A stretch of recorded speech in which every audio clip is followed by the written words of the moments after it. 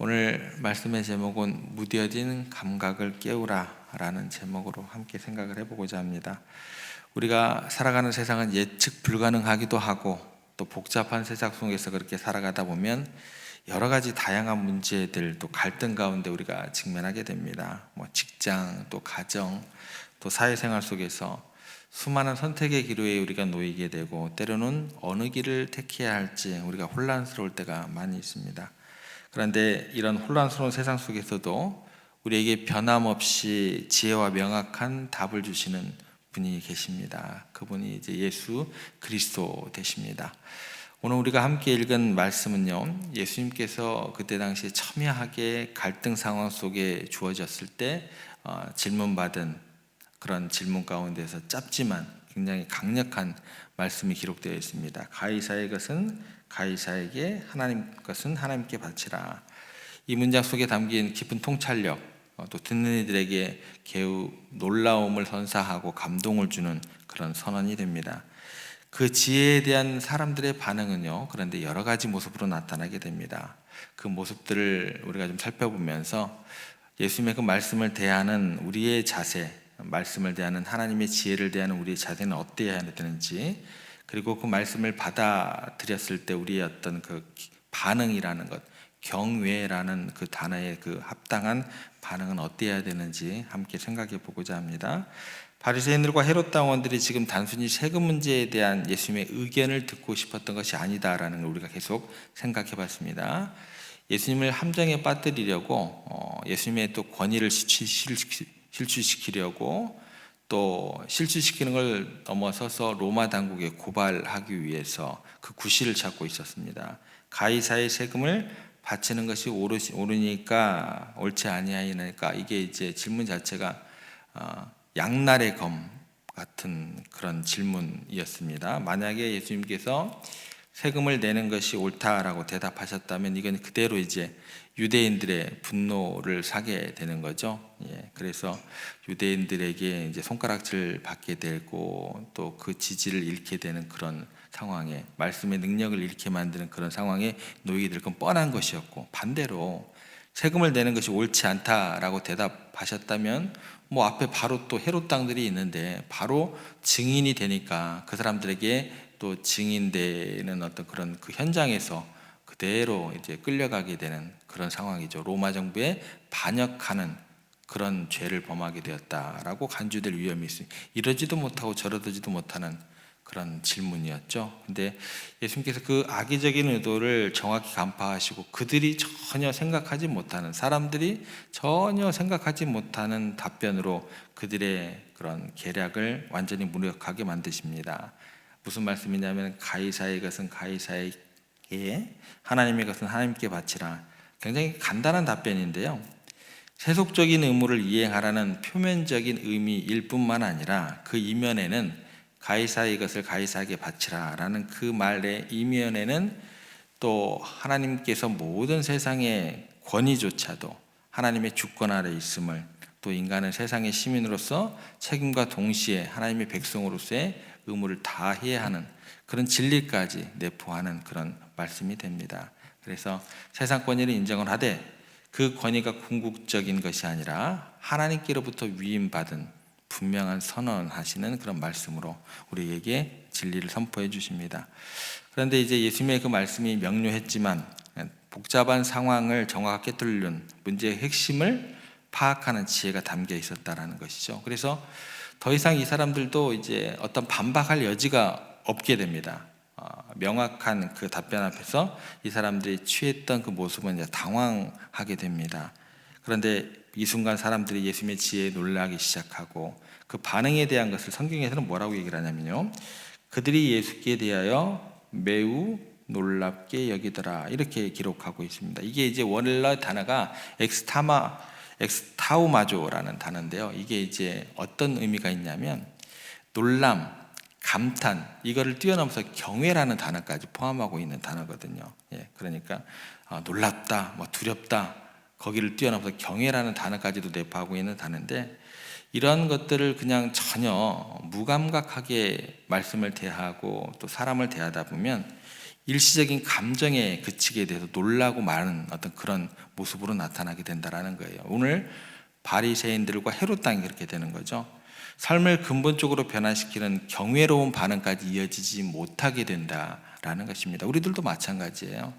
사람들이 이처럼 깊은 놀람에 빠지게 되는 이유는 모두가 똑같아요. 근데 그 반응은, 결과는 다 다르게 되더라는 거예요. 이 질문에 대해서 예수님의 답변이라는 것은 사냥꾼이 덫을 놓은 것을 뻔히 알면서 그 덫을 피해가는 어떤 그런 사냥꾼을 제압하는 그런 지혜로운 답변이 되었기 때문에 그 지혜에 이 사람들이 경탄하게 됩니다. 모든 사람들에게 동일하게 주어지는 어떤 현상이죠. 질문자들은 예수님을 딜레마에 빠뜨리려고 비난할 속셈이었지만 동전의 비유를 통해서 세상의 권위와 의무를 명확하게 구분하면서 조화롭게 제시하는 지혜를 보여주셨습니다. 그래서 놀라움을 금치 못하게 되는 거죠. 말씀을 정말 진솔하게 대하게 되면 놀라움을 금치 못하는 그 현상이 첫 번째 나타나는 거고요. 두 번째 어떻게 되냐면 이 질문자들이 그 대답 앞에서 자기들의 의도가 그 지혜 앞에서 속속들이 드러나는 순간 깊은 당혹감과 수치심을 느끼게 됩니다. 이게 두 번째 나타나는 말씀을 대하는 사람들의 현상이에요. 그들은 예수님을 공경에 빠뜨리려 했지만 오히려 예수님의 지혜로운 답변 앞에서 내가 저 영역까지는 생각하지 못했는데 나의 약함이 좀 부끄럽다, 이렇게 느껴지게 되는 거예요.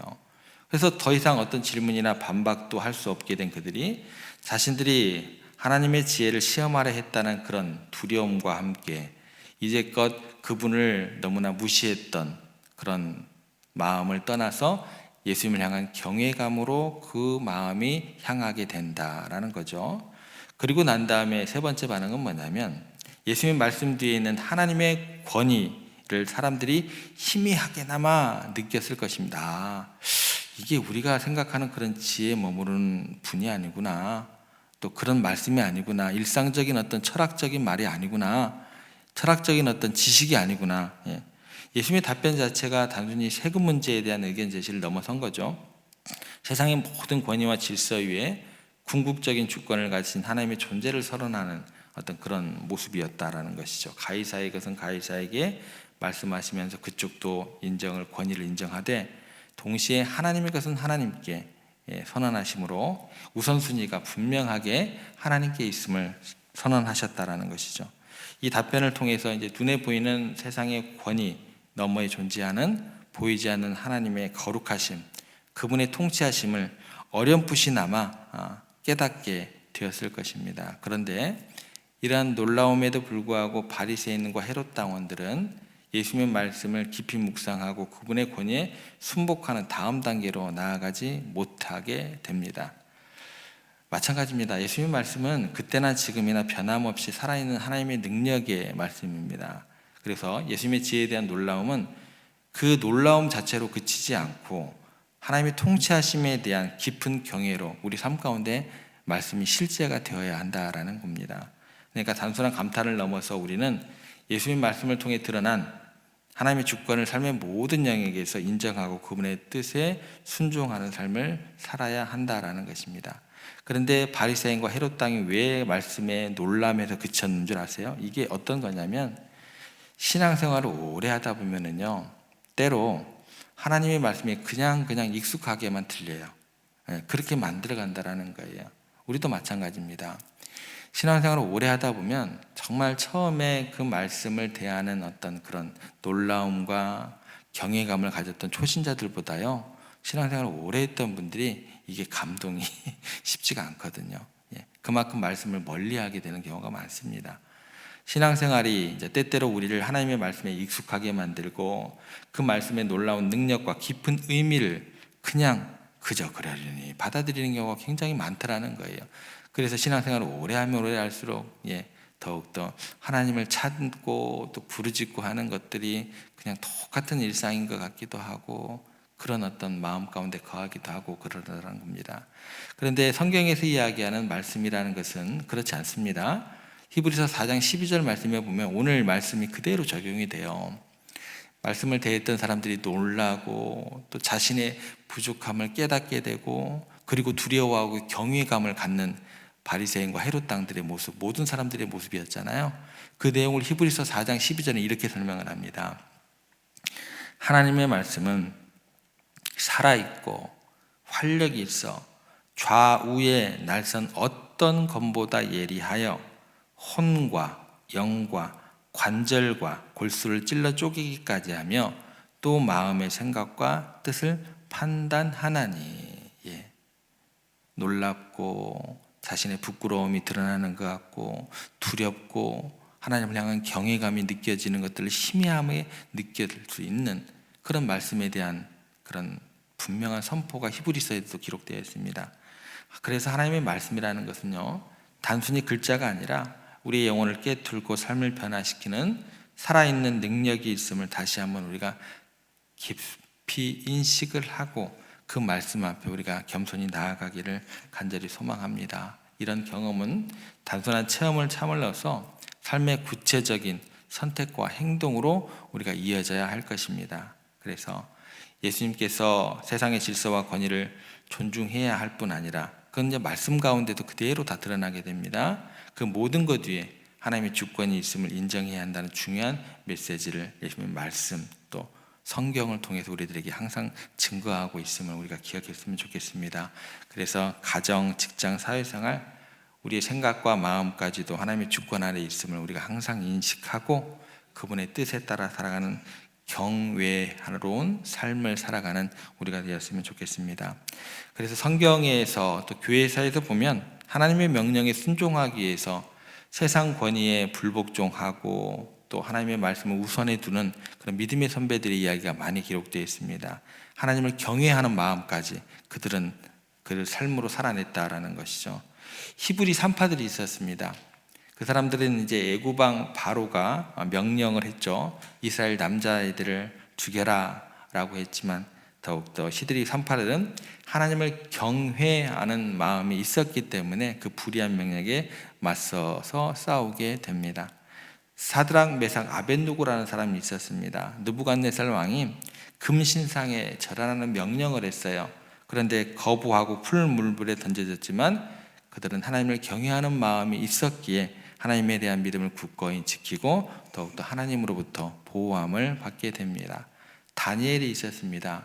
다리오 왕 때 어인에 찍힌 조서에도 불구하고 하루에 3번 예루살렘을 향해 기도를 했기 때문에 인간의 법보다 하나님의 법을 우선시함을 통해서 하나님을 경외함을 그의 삶을 통해서 증거하게 됩니다.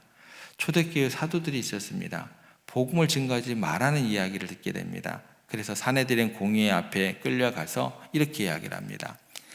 하나님 앞에서 너희의 말을 듣는 것이 하나님의 말씀을 듣는 것보다 옳은가 너희들 스스로 판단하라. 우리는 보고 들은 것을 말하지 아니할 수 없느니라. 이렇게 선언을 하게 됩니다. 그래서 이들의 삶은 우리에게 진정한 경외가 무엇인지 보여주는 하나의 귀한 믿음의 모습이 됩니다. 우리도 마찬가지죠. 세상 속에서 하나님의 말씀과 충돌하는 상황 매일 겪으실 것입니다. 그런데 우리가 믿음의 선배들처럼 하나님을 경외하는 마음으로 나아갈 수 있다고 한다면 우리 가운데 성령님께서 그분의 뜻을 따르는 용기를 허락하여 줄 줄 믿으시고 그 길을 함께 걸어가시기를 주님의 이름으로 부탁을 드립니다. 예수님의 지혜로운 답변이죠. 그에 대한 사람들의 놀라운 반응을 우리가 함께 생각해 봤습니다. 그 놀라움이 하나님의 통치하심에 대한 경외로운 반응으로 이어져야 함을 우리가 오늘 아침에 묵상하게 됩니다. 역사 속에 나오는 믿음의 선배들처럼 어떤 세상의 권위보다 하나님의 말씀을 우리 가운데 우선시하시고 그렇게 살아갈 때에 하나님께서는 우리의 삶을 통해서 놀라운 역사를 이루실 걸 믿으시기를 바랍니다. 그리고 순간적인 놀라움에 머무르지 않고 하나님의 말씀을 내 삶의 모든 것으로 여기시고 그 권위를 인정하고 그 하나님을 경외하는 마음으로 그분의 주권 앞에 겸손히 날마다 순종해 나가시는 여러분들 되시기를 부탁을 드립니다. 그렇게 하실 때에 여러분들의 삶 전체를 통해서 하나님께서 영광 받으시고 더욱더 의의 길로 또 복의 길로 인도해 주실 줄 믿고 오늘 하루 그렇게 힘내시기를 바랍니다.